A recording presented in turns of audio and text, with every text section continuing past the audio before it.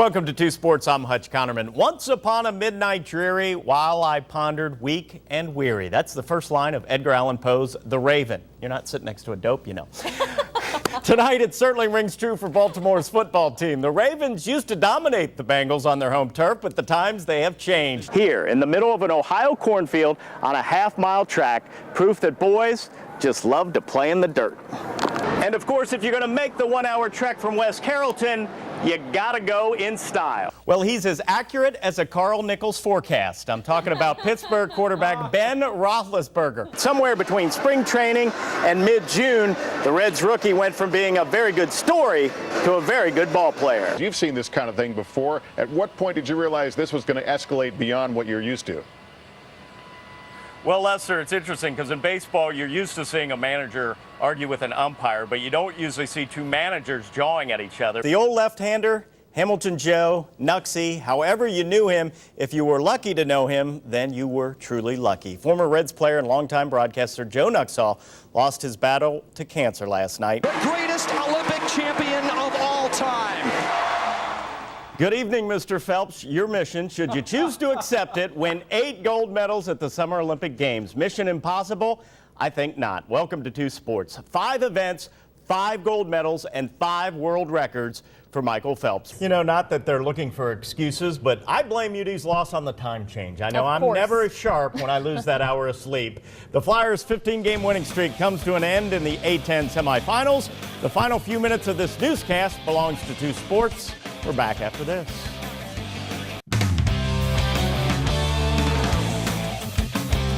Welcome to Two Sports. Always great to watch local players playing on local teams. With that in mind, it's nice to see Mike Nugent sticking around with the Bengals. The Centerville native and former Buckeye agreeing to a new 2-year deal with Cincinnati. Nugent's contract was set to expire tomorrow, and he would have become an unrestricted free agent on Tuesday. Mike Nugent is a 10-year NFL veteran and has set Bengals records for points in a season with 132 and field goals in a season with 33. Nuge has made 83% of his field goals as a Bengal. That's second best in club history. Mike Nugent's alma mater will be the number 2 seed in the upcoming Big Ten tournament. The 14th-ranked Buckeyes closing out the regular season with a 13-point win against Illinois. Ohio State extending its winning streak to 5. First half action, Deshaun Thomas from way outside. Give him 3 of his team-high 19.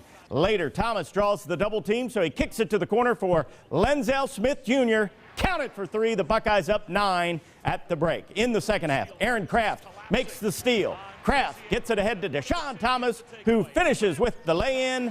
Aaron Kraft with a good day. Here, the junior uses the screen and then fires in the triple try. Kraft, 14 points, 6 assists, and 3 steals. Ohio State 68, Illinois 55. The Buckeyes will meet the winner of the Purdue-Nebraska game in the Big Ten quarterfinals on Friday at 5:30. The Buckeyes denied a share of the Big Ten regular season title, and here's why. Indiana's Cody Zeller scores his go-ahead bucket with 13 seconds remaining, and number 2 Indiana survives 7th-ranked Michigan 72-71. The Hoosiers trailed by 5 points in the final minute, but the Wolverines couldn't put the game away at the foul line. It's the first outright Big Ten title for Indiana in 2 decades. Thanks to a baseline buzzer beater by Miles Dixon last night, the Raiders are now 1 win away from a trip to the big dance. Wright State will take on Valparaiso in the championship game. Billy Donovan's team dropped both regular season meetings against the Crusaders, but Tuesday presents a chance of a lifetime. Our team has played well. I'm really happy that we get to put Wright State on a national stage because that's all I've ever wanted to do. Because I know when we play on ESPN on Tuesday and people see what a great university it is, we won't be a diamond in the rough for much longer. It'll become a national university, which is what it should be. Wright State at Valpo in the Horizon League Championship on Tuesday night, a 9 o'clock tip-off, the game televised nationally on ESPN. The Atlantic 10 tournament tips off on Thursday. The Flyers are the 12th seed and will meet Butler, a 2:30 tip at the Barclays Center in Brooklyn. This game will be televised on the NBC Sports Network. The A-10 Women's Championship will be played at the Barclays Center on Saturday at 7 o'clock. Unfortunately, UD won't be making that trip. The 11th-ranked Flyers knocked out of the tournament by St. Joe's. UD trailed by as many as 15 here. Kelly Austria going to end a scoring drought when she drains the 3 ball. The Flyers shot just 29% in the first 20 minutes. Final seconds of the first half, Andrea Hoover able to cut the deficit to 11 when she beats the buzzer with this triple try. Under 3 remaining in the game, UD able to get as close as 1 when Andrea Hoover fires in the jumper from the elbow. Hoover and Austria, the leading scorers for the Flyers with 11. The Flyers fall to St. Joe's in the A-10 semifinals 61-54. Jim Jaber's team now awaits their selection to the NCAA. The pairings will be announced on Monday, March 18th at 7 o'clock. Tiger Woods dominating Doral to win his 17th World Golf Championship. For the first time in 5 years, Tiger has 2 wins before the Masters. Woods finishing the final round with a 1-under-71 to win the WGC Cadillac Championship by 2 shots over Steve Stricker. With a victory at Bay Hill in 2 weeks, Tiger can return to the #1 ranking in the world. Tiger Woods improving to 41-2 on the PGA Tour when holding the outright lead entering the final round. Viva Las Vegas, Sin City hosting race number 3 of the Sprint Cup Series. Despite leading the most laps, Casey Kane unable to hold off Matt Kenseth on a late restart. And Kenseth takes the checkered flag in the Cobalt Tolls 400. Career win number 25 for Matt Kenseth, but the first victory for his new Joe Gibbs racing team. Pole sitter Brad Keselowski finished 3rd. Matt Kenseth becomes just the 3rd NASCAR driver to win on his birthday. Kenseth turning 41 today. The Reds win their 4th game of the Cactus League season. Cincy defeating the White Sox this afternoon 7-3. Johnny Cueto, 4 innings of 3-hit, 2-run baseball with 3 walks and 2 strikeouts. And for the first time in a long time, it actually felt like baseball weather today. The season is near. It did indeed. Let's hope it's nice in about a month for opening day. Yeah, exactly. All right, thanks, Hutch. Our Hutch Konerman is up at Eldora Speedway with its track owner and has a preview of tonight's event. Thanks a lot, Jack. I'm here with our Mud Summer Classic host, Eldora track owner Tony Stewart. Tony, how big is it to have NASCAR back on the dirt for the first time in 42 years? Well, I think it's much bigger than what we all see at face value. To have a national event on dirt through NASCAR, this is the first one in 43 years. And Richard Petty won the last race on dirt, so to be able to have this event and to have it here at Eldora, it's huge for us. It's huge for the area. Just a big honor to have this event. And the race fans here in Darke County love it because for one night, Rossburg, Ohio is the capital of auto racing.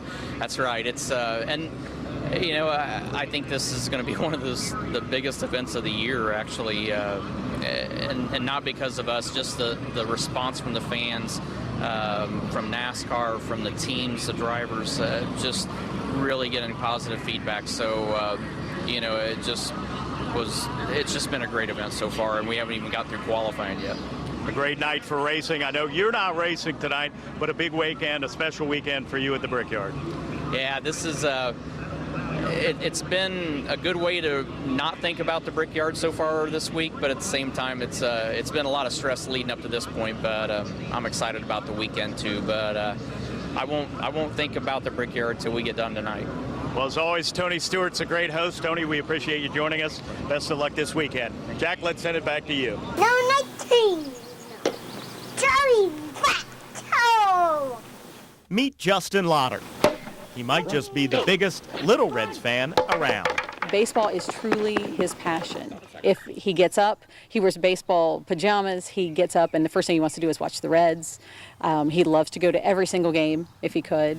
Who's number 26? Devin Ross. Who's number 31? Mark Bio. Who is number 61? Yo-yo. Who's number 47? Johnny Cueto. At just 3 years of age, Justin has already attended 3 opening days. He can tell you the Reds' batting order, and he knows the names and numbers of players present and past. Who's number 14? Pete Rose. The Reds haven't had a winning season since 2000, so they can use all the fan support they can get. And in the case of Justin Lauder, well, you know what they say, imitation is the highest form of flattery. A lot of it's just the detail. You know, he'll say, you know, Jeff Keppinger, and he'll mess with his batting gloves. And I'd never noticed it, and sure enough, I'll sit down and watch him like going, he messes with his batting gloves. And so he's a real good imitator.